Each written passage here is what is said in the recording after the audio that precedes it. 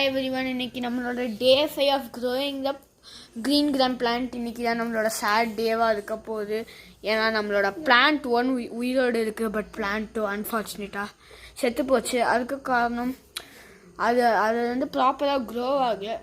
அதனால அதுக்கு கொஞ்சம் டேமேஜஸ் ஆகிருக்கு. பட் நம்ம பிளான்ட் 1 பாருங்கள், ஆல்வேஸ் பெஸ்ட்டுங்க மாதிரி தோணுது. ஏன்னா இன்னியுமே ஜஸ்ட் செடியிலேருந்து லீவ்ஸ் எல்லாமே வெளியே வந்துருச்சு. இந்த லீவ்ஸை பாருங்க, இது செமையாக இருக்குங்க. இந்த லீவ்ஸ் செமையாக இருக்குது. என் தம்பியை பாருங்க, இதை பற்றி சொல்லிட்டு இருக்கேன். இதை பார்த்துக்கிறது நானும் என் தம்பி தான். இதுக்கு இன்னையிலேருந்து நம்ம இந்த பிள்ளை விட்டு தண்ணி கொடுக்க போகிறது இல்லை.